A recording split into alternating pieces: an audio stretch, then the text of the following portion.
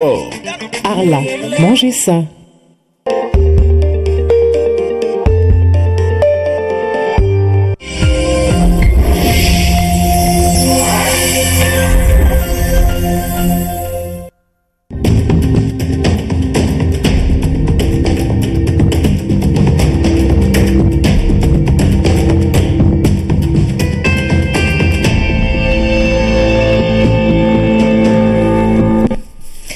Bonsoir à toutes et à tous et merci d'être au rendez-vous de ce 20h. Voici les titres. Nouvelle ligne directrice pour redynamiser la coopération entre le Ghana et le Sénégal. Agriculture, tourisme, pêche et énergie sont les axes déclinés par les deux chefs d'État au cours d'une conférence de presse conjointe. Le président ghanéen hôte du Sénégal depuis hier a été élevé à la dignité de Grand Croix dans l'ordre national du Lion. Notre hôte du Sénégal accueillit aujourd'hui le ministre-président de Wallonie-Bruxelles qui entame une visite de travail de 4 jours dans notre pays. À son arrivée, il a magnifié les bonnes relations entre la Belgique et le Sénégal. Dans la série Quinzaine de la femme, nous irons à la rencontre des actrices culturelles. Danse, cinéma et autres secteurs sont investis par la gente féminine. On y rencontre des pionnières. L'énigmatique Baobab Poultok dans la commune de Tataguine s'invite dans la rubrique Au cœur de nos cultures.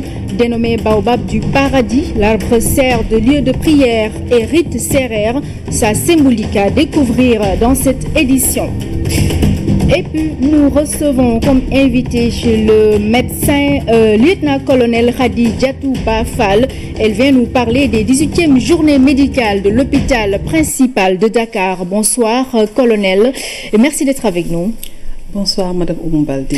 Nous vous retrouvons donc au cours de ce journal pour parler des journées médicales de l'hôpital principal de Dakar.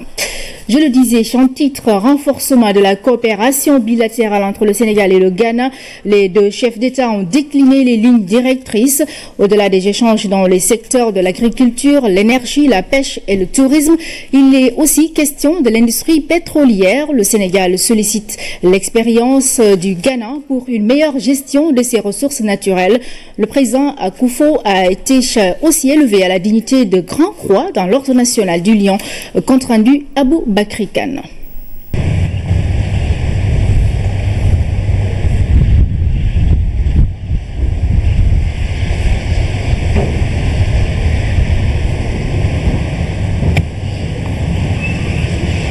La visite d'amitié et de travail du président Nana Addo Akufo s'inscrit dans une logique de développement. Nous sommes donc des héritiers de cette Afrique qui a vocation à se développer et à devenir un espace d'émergence et de prospérité.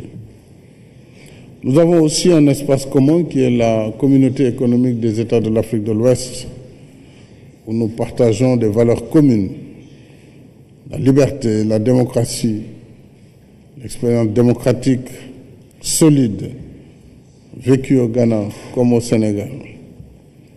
Et cette visite, Monsieur le Président, s'inscrit donc dans la tradition de ces relations conviviales, d'espace commun et de valeurs partagées.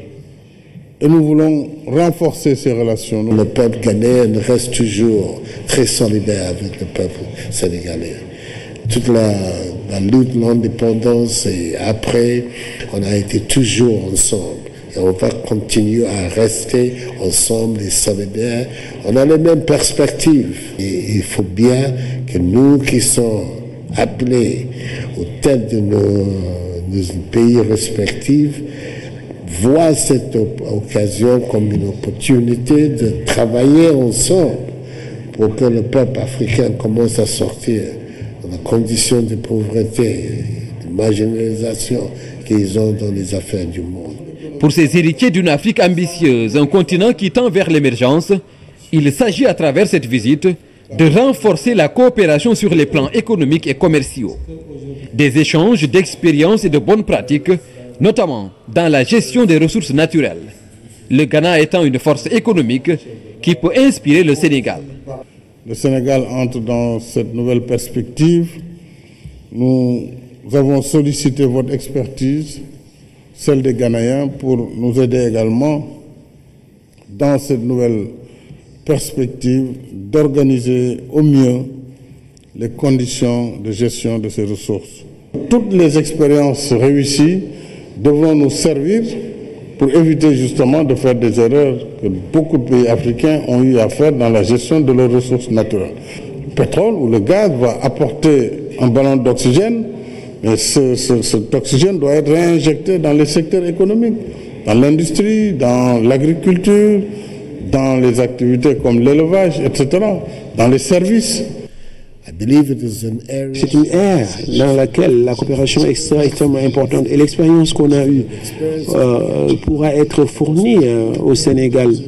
Parce que cela permettra comment est-ce que vous pouvez gérer ces questions. Il y a aussi des aspects internationaux dans l'exploitation de ces ressources.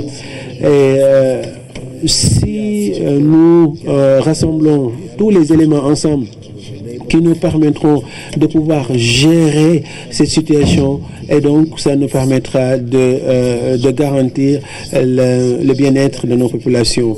Votre leadership, Monsieur le Président, nous donne l'opportunité de travailler ensemble. C'est la raison pour laquelle je suis très heureux de pouvoir apprendre du Sénégal pour notamment partager avec vous aussi notre expérience en ce qui concerne la gestion des ressources naturelles telles que le pétrole et le gaz. D'autres défis sont à relever pour renforcer les économies sous-régionales. Ils sont d'ordre sécuritaire et les deux chefs d'État ont mis un accent particulier sur la paix et la stabilité, notamment en Côte d'Ivoire ou en Gambie et en Guinée-Bissau, où le maintien des forces de la CEDEAO est une nécessité. Nous élevons à la dignité le grand croix dans l'ordre national. Autre défi, celui relatif à la libre circulation des biens et services, où le Sénégal et le Ghana regardent dans la même direction. Le renforcement des infrastructures de communication pour assurer une meilleure connectivité et lever les barrières routières. Les présidents Sall et Akufo partagent des idées et valeurs qui fondent leur optimisme, l'espoir d'un bel avenir pour le continent africain.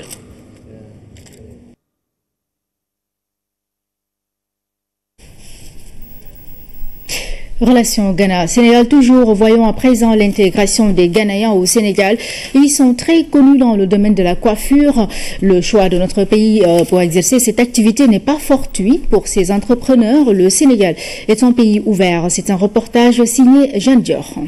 Je suis venu ici en 2005, ici à Sénégal.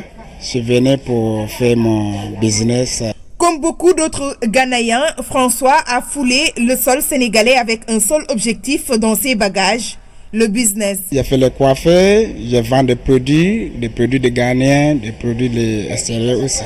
Le choix du Sénégal pour ces étrangers qui ont investi le secteur de la coiffure et la stabilité du pays. Et comme je dis, ici il y a la paix, tout le monde cherche la paix.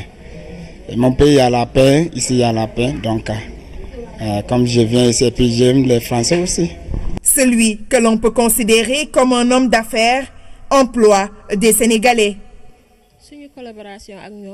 Il y a une bonne collaboration entre Francis et nous les employés. Nous sommes très à l'aise ici.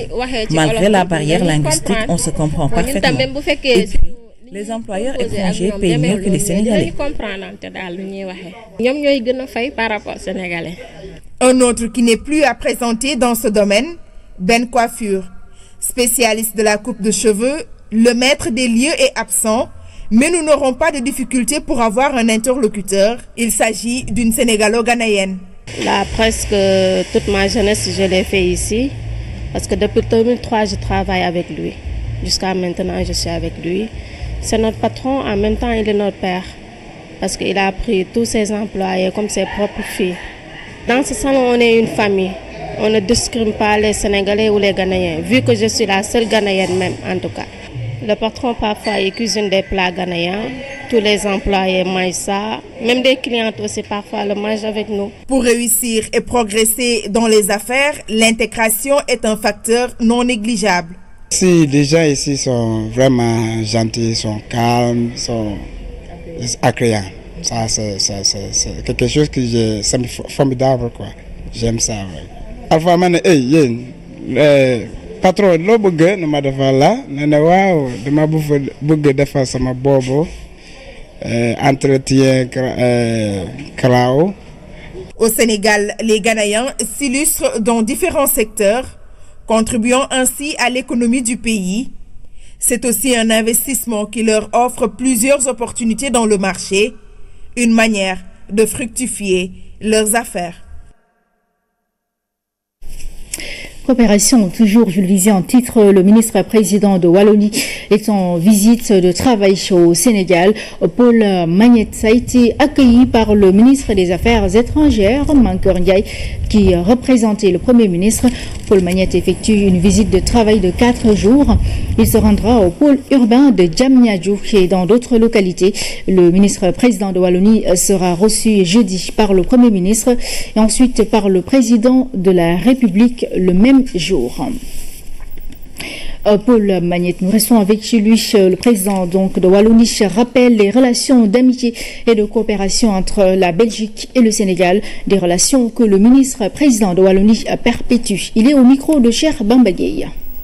Je suis très heureux d'être en visite au Sénégal. C'est ma première mission, non seulement dans ce pays, mais dans l'ensemble de l'Afrique de l'Ouest. C'est une mission politique, puisque je suis ministre-président de la Wallonie, et donc j'entretiens ces contacts politiques. J'aurai l'occasion de rencontrer à la fois le Premier ministre et le Président.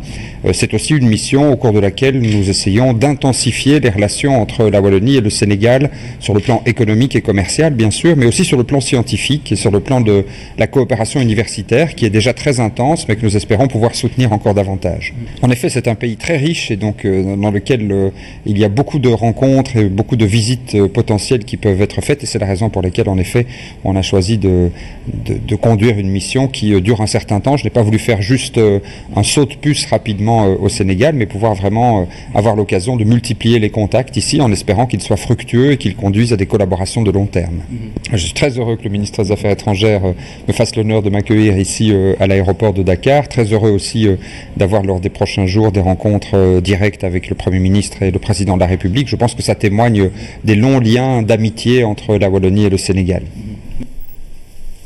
Lutte contre le terrorisme, les forces de sécurité sénégalaises s'outillent davantage. Elles ont procédé ce matin à des manœuvres en présence du ministre de l'Intérieur et de la Sécurité publique. Compte rendu Anaïs Nyanyamane. La police, la gendarmerie, l'armée et les sapeurs-pompiers ont mis en application les consignes en cas d'attentat de masse. Après le top d'assaut, quelques explosions ont retenti et les forces de sécurité sont intervenues en même temps. Nous avions décidé de mettre en place un exercice de simulation d'une attaque terroriste au Sénégal.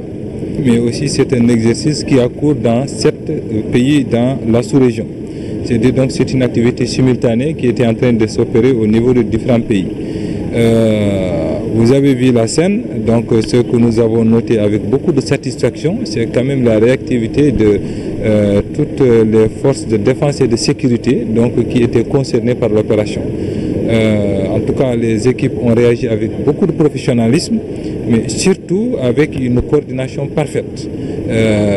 C'est pas facile, vous savez, c'est vrai que par moment il y a des effets de surprise. Oui, en tout cas, on a essayé de se rapprocher le plus possible de la réalité.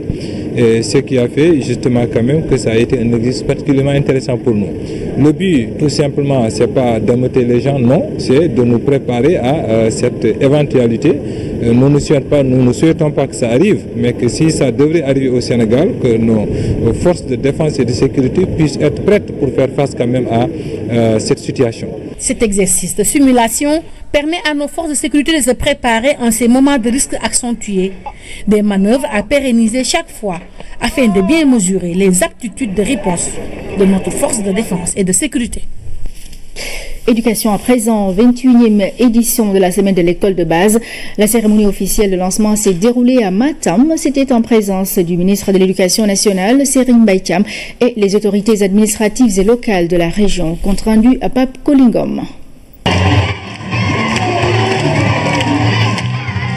Stade régional de Matam, au noir du monde. C'est ici que la cérémonie officielle de la semaine nationale de l'école de base a été lancée. Occasion saisie par les Matamois et Matamoises de renouer avec les grands moments de mobilisation et d'animation. Pour la présente édition, le thème choisi est l'utilisation des langues nationales dans l'enseignement élémentaire, facteur d'amélioration des performances scolaires. En choisissant ce thème, le ministère de l'Éducation nationale réaffirme sa volonté de mettre en œuvre la directive présidentielle numéro 6 consistant à développer l'alphabétisation et renforcer la place des langues nationales. Au niveau individuel, l'utilisation de la langue première de l'enfant permettra de promouvoir une ouverture culturelle, une approche de l'altérité, mais aussi de faciliter l'insertion professionnelle des jeunes à travers l'amélioration de leurs compétences linguistiques, scientifiques et intellectuelles. Matam, terroir de brassage ethnique et culturel, s'est bien approprié le thème de la semaine relatif à l'introduction des langues nationales dans l'enseignement élémentaire. Introduire les langues nationales à l'élémentaire nous permet de faire gagner du temps à nos enfants, car ils en perdaient beaucoup d'énergie en apprenant dans des langues étrangères. L'utilisation des langues nationales dans l'enseignement élémentaire est certes une option stratégique du ministère de l'Éducation nationale, mais la communauté aussi a un rôle primordial à jouer pour accompagner cette volonté politique. Le conseil départemental de Matam et les élus locaux réitèrent toute leur disponibilité et tout leur engagement à œuvrer à vos côtés pour l'émergence d'un système éducatif qui réponde à la fois aux normes de l'efficacité et de la qualité, tout en s'inscrivant dans le cadre d'une éducation de référence qui intègre les langues nationales dans les enseignements. Les partenaires s'engagent à mobiliser les ressources nécessaires pour le développement de priorités d'équité, de qualité et de bonne gouvernance définies dans la politique éducative. La cérémonie d'ouverture de la Semaine nationale de l'école de base a été aussi une occasion pour les autorités éducatives de récompenser les élèves, les acteurs et les partenaires de l'école les plus distingués dans leurs activités.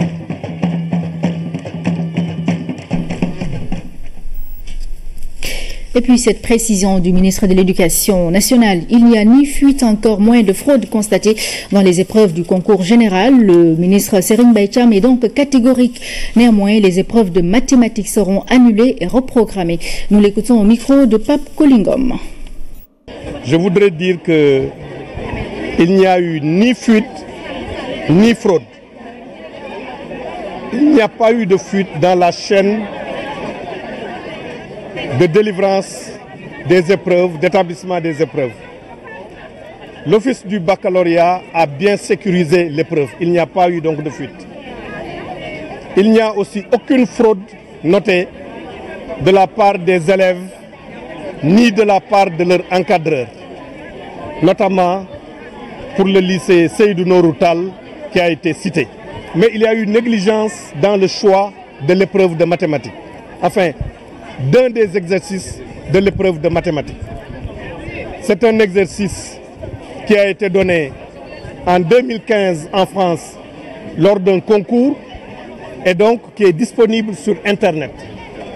Il se trouve que le professeur d'université qui a proposé cette épreuve a pris l'épreuve telle qu'elle sans l'avoir modifiée, ce qui est une négligence. L'épreuve étant disponible sur Internet, les encadreurs de Seydou Nourou Tall, dans le cadre des recherches aussi pour encadrer leurs élèves, ont eu à télécharger cette épreuve et à leur donner ça au cours de l'année scolaire. Donc, mais devant les suspicions qu'il y avait de rupture d'égalité, le ministère de l'Éducation nationale, en relation avec l'Office du baccalauréat chargé de l'organisation, a décidé de reprendre l'épreuve de mathématiques. Pour les élèves eux-mêmes et pour leurs encadreurs, parce qu'il ne faudrait pas que leur mérite soit terni par des suspicions. Comme annoncé hier, l'Association des femmes juristes sénégalaises a démarré à partir de ce mardi 3 jours de réflexion sur les droits des femmes en Afrique. Le protocole de Maputo-Chan est leur référence. 12 ans après sa promulgation, elle dresse avec des militants d'une quinzaine de pays d'Afrique le bilan de cet instrument juridique. Compte rendu à Ramdao. Ce combat pour la protection et la promotion des droits des femmes, il n'est pas seulement porté par l'AJS et ses 15 pays invités. Maître Sidiki Kaba a aussi remis pour l'occasion sa robe d'avocat pour plaider en faveur de ce qu'il appelle le combat de l'humanité. Il n'est pas possible de construire un monde en excluant l'autre moitié du monde. Cette autre moitié, la plus fertile et je dirais la plus intelligente, je veux dire les femmes. Et effectivement, le corps des femmes ne doit pas être un champ de bataille. Le viol, pour atteindre ses objectifs, avilissant, humiliant, inacceptable. En soutien de taille pour ces juristes et militantes de la cause féminine, elle ne demande que la mise en œuvre effective du protocole de Maputo qui règle le problème. Le droit à la dignité, à l'intégrité, c'est-à-dire contre les violences, le droit à la santé de la reproduction, le droit à l'accès à la terre et aux ressources, le droit à un logement décent, à un environnement décent, le droit à l'accès aux instances de prise de décision. Les obstacles, d'abord, c'est les pesanteurs socioculturels. Mais comme je dis, aujourd'hui, en Afrique, ni nos dirigeants, ni les organisations de droits humains ne peuvent prendre comme prétexte les pesanteurs socioculturels pour ne pas réaliser les droits des femmes. Ce protocole est l'œuvre des chefs d'État africains qui l'ont adopté à Maputo en 2005. Ce qui bloque, c'est ce qu'elles vont voir ensemble et chaque pays va dresser son bilan. Vous l'avez rappelé, Madame la vice-présidente de l'Assemblée nationale. En effet, le nombre de femmes députées est passé de 27 députés en 2007 à 64 députés en 2012, soit 43% des sièges de l'hémicycle. Pour les élections locales de 2014, le taux national de présence des femmes dans les collectivités locales a triplé, passant de 15,9% en 2009 à 47,2% en 2014. C'est au chapitre des acquis pour le Sénégal. Il n'empêche que le combat pour la représentativité, le leadership et la dignité se poursuit un peu partout sur le continent. Nous restons avec les femmes pour la suite de notre série de reportages dédiés à la quinzaine de la femme. Ce soir, on parle des femmes qui s'activent dans le développement culturel, que ce soit dans le cinéma ou la danse et dans d'autres secteurs. Il y a des pionnières, des entrepreneurs femmes reconnues au niveau international. Germaine Akoni et Angélique Diaban s'expriment à cœur ouvert dans ce reportage de Ndeye Aïdadia. Percée dans un milieu d'hommes, très peu évident pour Angélique Diaban, réalisatrice et productrice de cinéma sénégalaise. Pour faire un film, il faut partir souvent. Il faut partir 1 semaine, 2 semaines, voire 1 mois et parfois 2 mois quand c'est des longs métrages. Et c'est ce qui fait parfois, je pense que certaines femmes arrêtent. À un moment, elles font le choix de rester en ménage. Et la majeure partie du temps, celles qui choisissent de continuer le payent d'une façon ou une autre. Soit elles divorcent, soit ça ne va pas avec la famille et tout, parce qu'on va les considérer comme des femmes libres.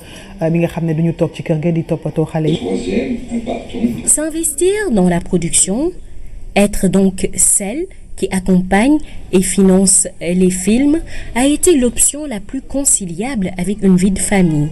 Je pense que ces difficultés supplémentaires la font aussi que, en termes de formation, on peut dire, je ne vais pas aller à cette formation-là, je ne vais pas aller à ce renforcement de capacité-là parce que demain, top tchikergi.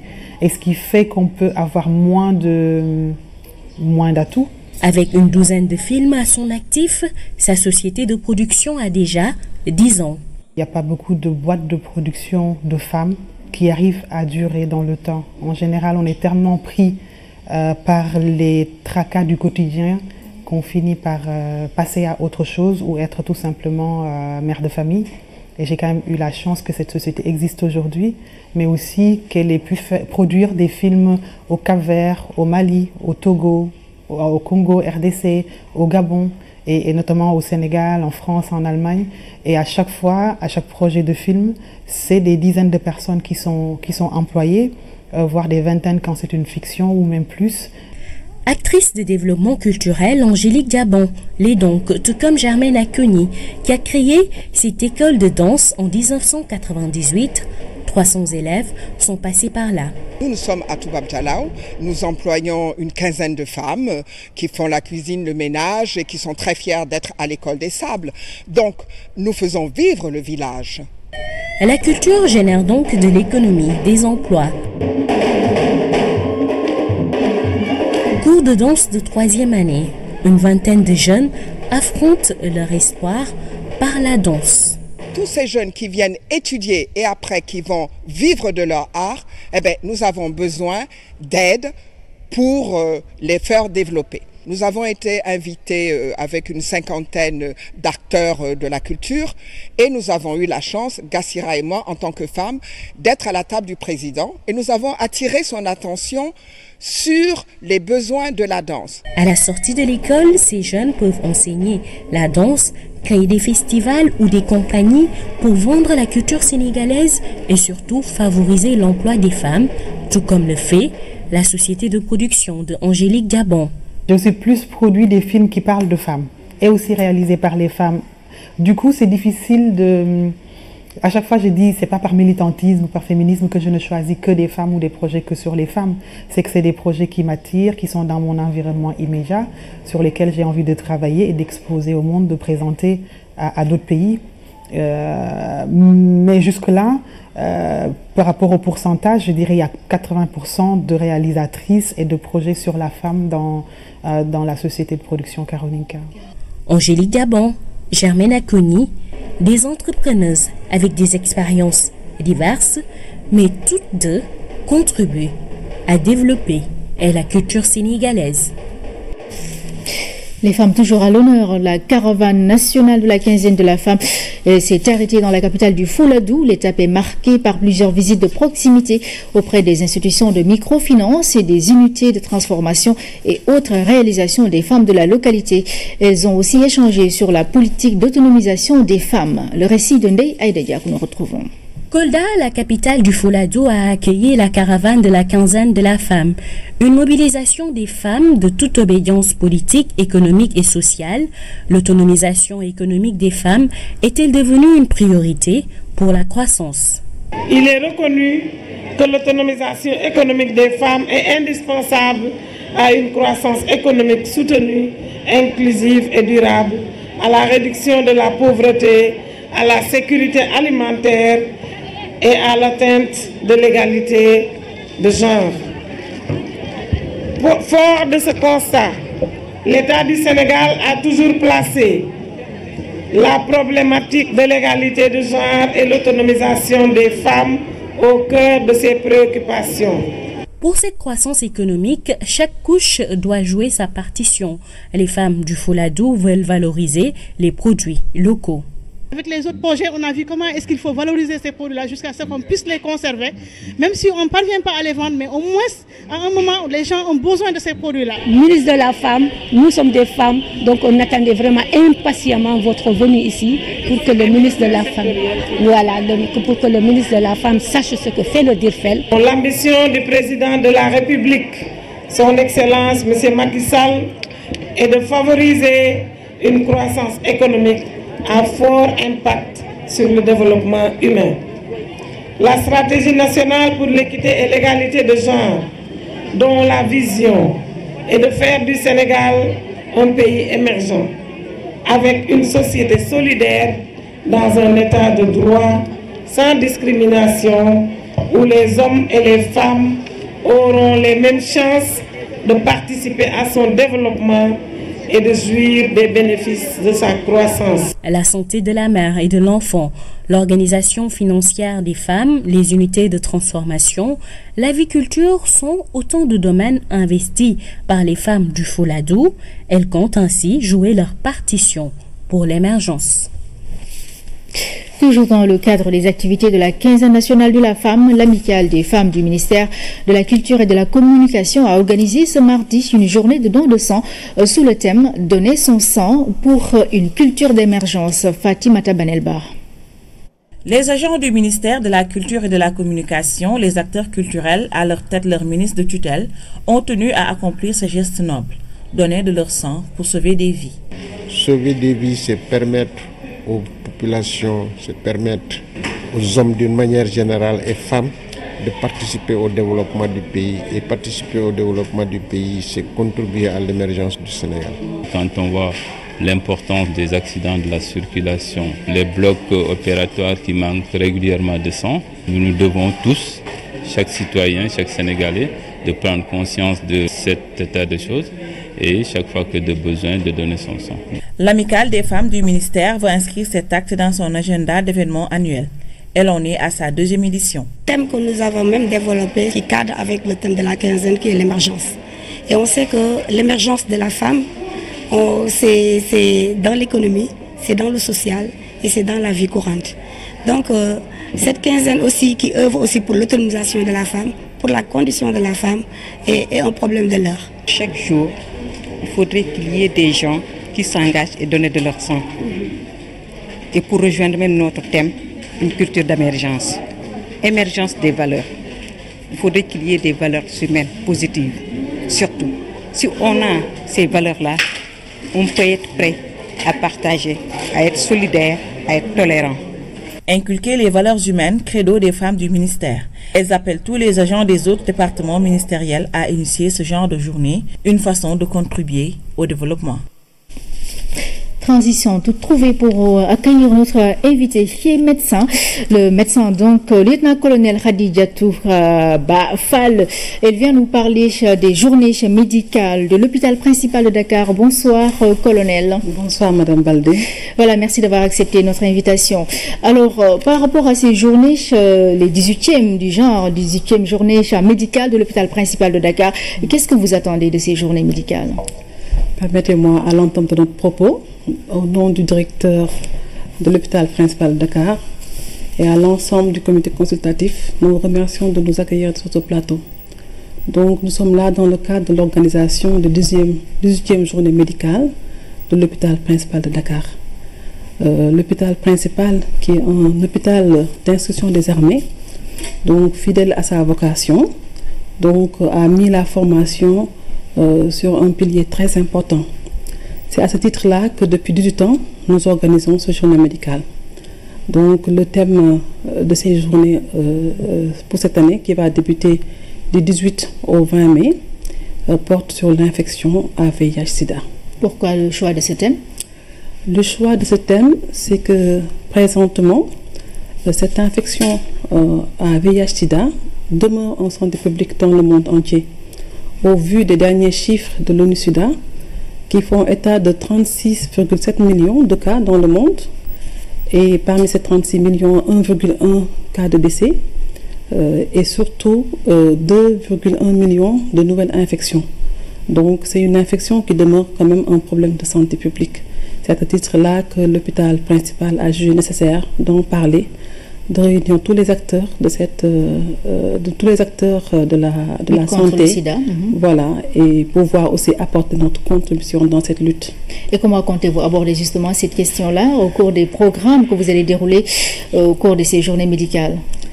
Donc il faut dire que ce qui a justifié notre choix, c'est que pour partager avec tout le monde aussi cette nouveauté concernant la possible élimination de cette infection vers l'horizon 2030. Au vu de toutes les avancées qui ont été obtenues dans cette lutte, si nous prenons le cas de la trithérapie qui existe maintenant, qui est efficace, et maintenant 18,2 millions de patients sont sous traitement, au vu de l'efficacité aussi du programme de la prévention de la transmission de la mère en enfant, qui a permis de 2010 à 2017 de sauver 1,6 million d'enfants de la contamination. En plus aussi d'autres infections qui ont été éliminées, évitées par toutes les stratégies de prévention qui existent, Donc ceci donne l'espoir à l'ONU-SIDA de pouvoir éliminer cette infection. C'est pourquoi l'ONU-SIDA a mis en place actuellement la stratégie 390 qui a pour objectif de dépister 90% des patients, de mettre 90% des patients sous traitement antirétroviral et de contrôler ces 90% des patients. Si tout le monde s'y met, à l'horizon 2030, on pourra mettre fin à l'épidémie du sida. C'est possible. Maintenant, il faut que tout le monde s'engage. Avec un taux aussi de 0,7%. C'est cela, non, le taux de prévalence au Sénégal? Au Sénégal, tout à fait. Il faut dire que le Sénégal, depuis le début de l'épidémie, a pris à bras le corps cette lutte avec l'implication des hautes autorités, l'implication aussi de tous les acteurs importants, et parmi lesquels aussi nous rendons hommage au docteur Ibra Ndoye, qui est le parrain de nos journées, eu égard à tout son engagement qu'il a fait dans la lutte contre cette infection. C'est pour cela que tous ces efforts confluents ont permis au Sénégal de juguler cette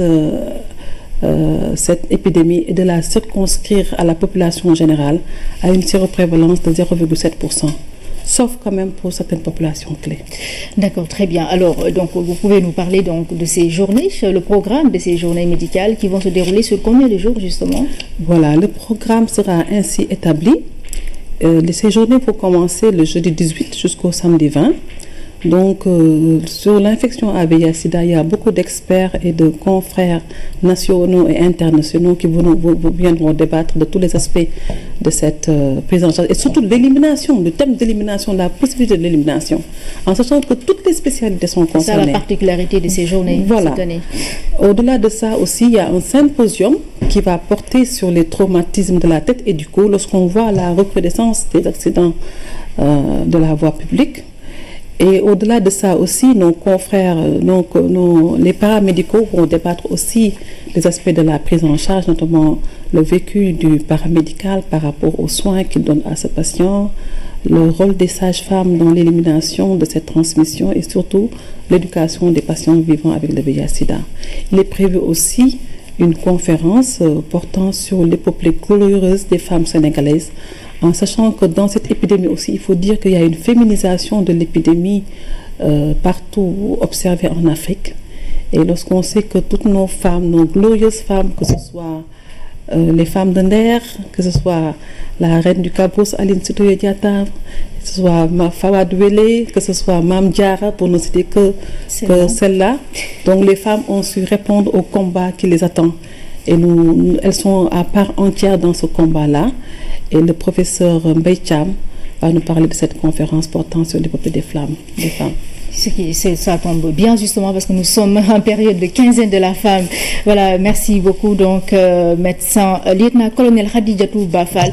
Je rappelle que nous avons parlé avec vous des 18e journées médicales de l'hôpital principal de Dakar qui vont démarrer jeudi prochain, n'est-ce pas? C'est cela. Voilà, merci d'avoir accepté notre invitation, mais nous restons avec vous pour parler toujours santé avec cette note moins gaie, la disparition du professeur Adrien Diop, le père de la chirurgie sénégalaise. Professeur agrégé et titulaire de chaire, il était le président d'honneur des 18e journées médicales de l'UCAD célébrées il y a juste un mois. En sa présence, la mort a triomphé d'un homme qui aura consacré plus d'un demi-siècle, à l'éloigner pour ses patients. Voici l'hommage que la rédaction lui rend par la voix de Oumar Diaw. Il y a juste et exactement un mois, un vibrant hommage était rendu par la faculté de médecine et la communauté universitaire dans son ensemble à Adrien Diop, professeur honoraire.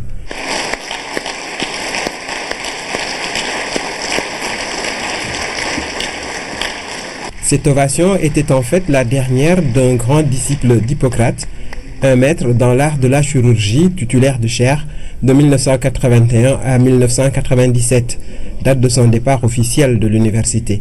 En vérité, il ne s'est jamais éloigné de ce qui a fait sa vie. Vous êtes là, toujours là, pour la préparation à l'agrégation des élèves de vos élèves. Quelle générosité! Doyen, professeur, maître, tonton, son entourage professionnel et familial l'interpellaient de diverses manières respectueuses et